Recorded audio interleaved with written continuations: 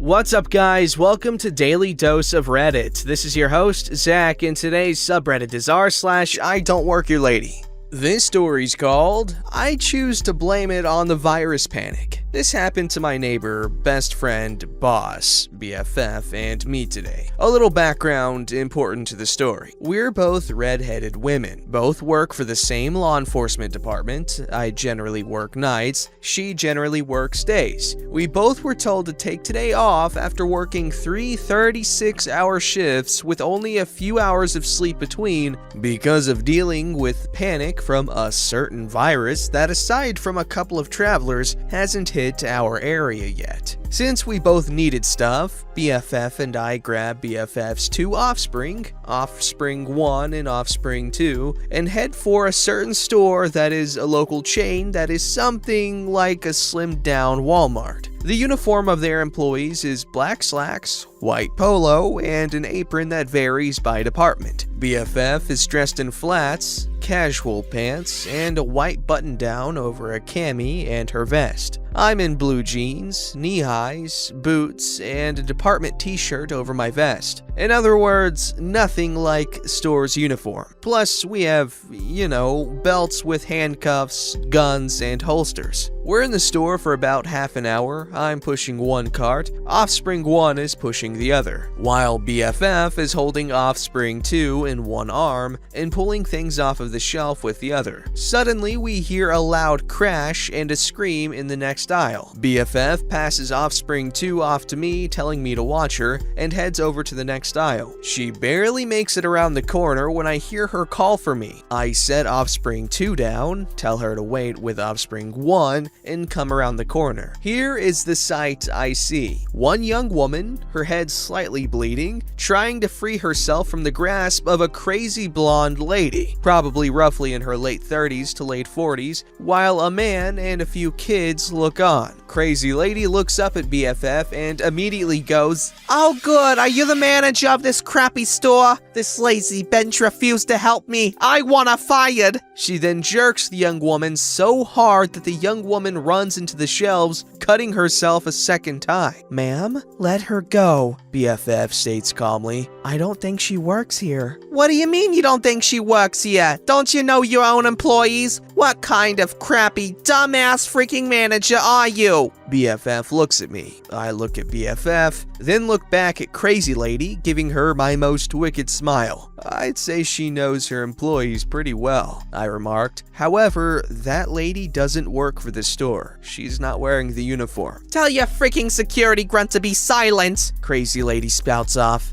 Mama?" One of the kids urgently starts. "I don't think she's security." "Shut up, Marco." Not real name. "Can't you see Mama's talking to the manager?" "Ma'am, I'm not the manager," BFF says, pointing to the store manager, who is now hurrying over. "He is. Now let go of the girl. I won't ask again." She starts reaching for her handcuffs. "Freaking lying cooter. You white folk benches are all the same, racist and sticking up for each other." Rather ironic considering that Crazy Lady was paler than I am, and that's saying something. At that moment, Offspring 2 came running around the corner. "Is it okay if I—" Crazy Lady finally let go of the terrified and injured girl, and then grabbed Offspring 2, flinging her halfway down the aisle. "Stupid brat, wait your turn, you stupid little—" Wham! Crazy Lady stopped talking as she ricocheted off shelves. "Don't ever touch my daughter again," BFF told her as she tried to handcuff Crazy Lady. At this point, the man that had been standing with the kids tries to grab onto BFF and winds up taking a knee to the groin for his trouble. Crazy Lady takes advantage of the moment, pushes BFF off, grabs a jar off the shelf to swing towards BFF's head, and freezes as she realizes I've drawn my weapon. Her eyes go wide. I'll call corporate and have you fired for this," she hissed. I guess Crazy Lady didn't see anything wrong with having a weapon herself and trying to use it. But somehow, someone else with a weapon stopping her from potentially killing someone else is a bad thing. "Mama!" the little boy screamed. I've been trying to tell you, they don't work here. The lady's a police. Look at her shirt. She looked down at my shirt, and she definitely got that look people get when they realize they are in serious trouble. I wish I could say the fight left her then. Instead, as she was Mirandized, she kept insisting that she had done nothing wrong and that she was being entrapped by the police. After Crazy Lady and the man that tried to grab BFF were cuffed, given their rights, and sat on the floor, the manager helped me watch over the two while BFF went and checked on Offspring 2 while we waited on someone actually on duty and for medics to arrive. Entire thing took maybe 5 minutes from the time we heard the crash until the end. Another 10 for coworkers and medics to arrive. The young woman that was first assaulted had to go to the hospital to be checked out. Poor girl was really scared that she was going to catch something at that hospital. Offspring 2 had her arm broken and also had to go to the hospital. The man and kids turned out to be her boyfriend and their children. Crazy Lady and boyfriend are now in jail for the foreseeable future since courts are closed. Crazy Lady's kids are going to social services. Boyfriend was still in the process of applying for his green card. Now he probably can't get it and may be facing deportation at the end of all this. Since the injured girl, BFF, and I couldn't finish our shopping, the manager took our lists and promised that everything would be delivered to our houses tomorrow. Before anyone asks, we are not required to wear our vests off duty, but most of us do. As for why we have our guns and badges while shopping with kids, in our department, certain ranks are required to carry weapons, badges, and cuffs while off duty. Oh, and this whole thing apparently started because the store was out of toilet paper, and Crazy Lady decided the girl stocking up on pickles must be an employee. Okay, so this white woman was claiming racism against white people, and she's breaking bones and cutting people. What? And why did it take 15 minutes total for the coworkers to get there? What? This story's called The Day I Was Hired and Fired from a Law Firm. Not sure if this one belongs here, but I hope you enjoy it anyway. So this is about 5 years ago. I worked as a chef at a bakery. It was my job to make everything but the baked goods. Every morning, the baker and I would walk in at about 4 a.m. and knock out all the food needed for the day. This would leave me ready to go home around 10 a.m. or so. This put us at the perfect time to deliver online orders. It was common for companies or other entities to place large catering orders with us. The baker and I would split them down the middle and deliver them on our way home. The delivery in question was for Bob, Dick, and Harry, attorneys at law. I have never delivered to BD&H before, but they were a regular of sorts. Every financial quarter, they would hold a huge meeting. This meeting would require roughly $700 worth of bagels and bagel accessories. This spread included 8 dozen bagels, all 10 of our flavors of cream cheese, pastries, brownies, and enough coffee to power a college dorm through finals week. My passenger seat, entire back seat, and entire trunk are filled with food. Now, BD&H is located on the 9th floor of a commercial skyscraper deep in an industrial complex downtown. Parking was non-existent. There were meters outside the building, but I knew I would need close to 10 trips to deliver all this food, and I didn't have a lot of change on me. Company policy was to just pay whatever fines I needed to park and then turn in my receipts. The money would end up on my next paycheck. So the building has its own parking garage, so I pull on in. The security guard, let's call him Sam, stops me and says that the parking garage is for employees only. I happily show him my delivery invoice and offer him a bribery bagel. Never leave the store without at least 2. Sam refuses the bagel and says I can park in one of the guest spots on the bottom floor. The fee is $5 for every 30 minutes, minimum of $10. I thank him and head to the bottom floor of the garage. So there are a total of 6 guest parking spaces. Just 6. All of them are taken. I head back up to talk to Sam when I see an open parking spot reserved for Bob,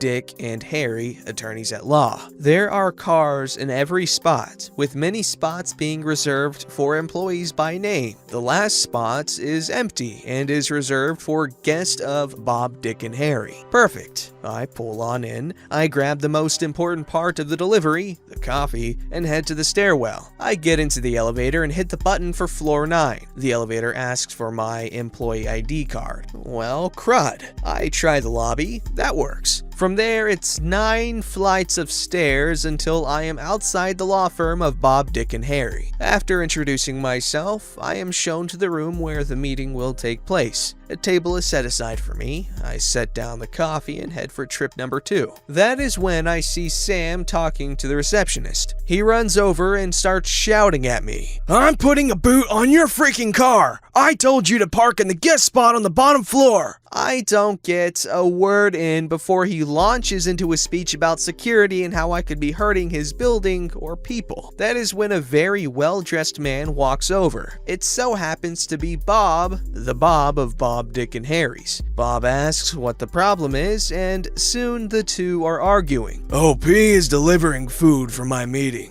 He is allowed to use my parking spots. Those parking spots belong to the building. You are leasing them like you lease this floor. I am the one who says who can park there. He isn't an employee, so he isn't parking. Then I'm making him an employee. You can't do that. You know what? You're right. Harry, get over here. Harry walks over with an amused look on his face. Harry here is the head of our HR department. Harry, hire this boy. Harry pulls out a piece of paper and scribbles, OP is now a member of Bob, Dick, and Harry's, and signs it, then asks me to sign as well. I do so. Bob reaches over to the receptionist, who is already grabbing some things. Here's your employee badge, your parking permit, and your elevator keycard. Now please, do the job I have hired you to do, and deliver my bits. Sam looks on in utter fury as I ride the elevator down to my car. 7 sweet elevator rides later, all the food is delivered. Bob and Harry meet me at the table. OP, you have made great strides in this company and I am proud of your work. But I feel it is time for us to part ways. Here is your final check. Bob then hands me a crisp $50 bill. And your severance package. Now please be sure to return your badge and card on the way out. Harry hands me a $20 bill and sends me on my way. The receptionist is sure to validate the parking ticket that Sam gave me, and I head on out. On the way out, Sam grins at me and asks for my ticket. I place it in the machine in his station. It sees the validation I got and lets me out for free. Sam glares at me as I drive off into the late morning sun. Sam, the parking guy, is obviously not very happy with the work he chose because,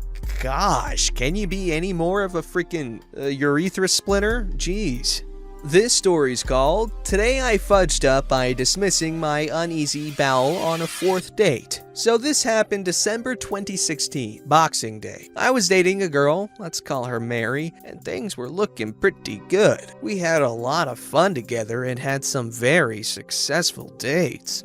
Christmas was coming up and we both had no plans for Boxing Day, so I decided to invite her over for dinner. We both love cooking, so we did the cooking together, glass of wine, good talks, good fun. It was lovely. With 3 courses and accompanying wines, the kitchen time between courses, time was going fast. It turned out to be a heavy meal, not to mention the wine. We were getting drowsy and not exactly in the mood for extended good times in bed. So I came up with the idea to go for a walk. It was cold outside, so that would freshen us right up for business, or so I thought. Just before leaving the house, I feel my bowels twitch, or whatever you call it. They were uneasy, and no wonder. We had our shoes and coats on already, still talking away. So, I just dismissed it. It's not the time to say, hey, hold on, I probably really have to take a dump right now. And besides that, mine was a tiny apartment at that time, and the toilet was right next to the door, so there would be no pretending. It's a split second.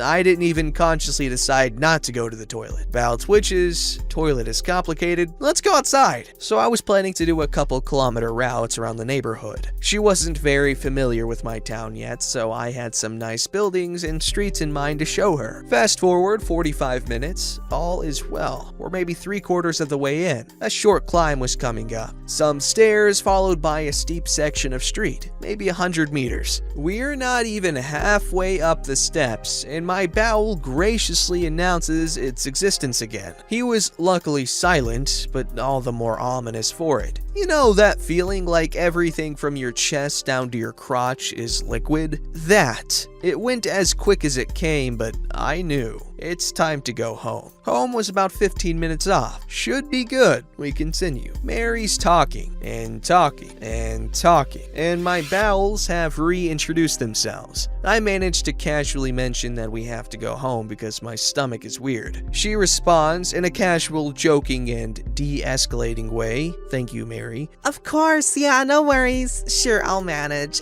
She keeps on chatting away. Time crawls. We seem to make zero progress towards the toilet. I assess the situation and decide I will not accept the prognosis I made. Luckily, I still manage to listen and understand a bit and acknowledge and in the right places. But I feel alone and afraid. There's this non-stop pressure in my body trying to push something wet and ghastly outside. My sphincter is working hard. Cold sweats. Ears start to ring. What the hell is happening? I blurt out, Mary, stop. I know this is weird, but please don't think less of me, but I feel like I'm about to crap my pants. She gives me an uncertain look and asks if I'm serious. Yes, I'm serious. It's bad. And I double over while I feel that I'm going to have to give in. I look around and assess. Thank God for Christmas, there are no people around. Parked cars in a patch of grass with a large tree. There, it will happen. Mary, could you please stand behind that van? It's happening. And so I waddle towards the tree while I feel my arse losing the battle. Strange sensations in my underwear. Relief, panic, and shame all mixed together. I hurriedly take off my pants and let go fully. Yes! Are you alright? I hear from behind the van.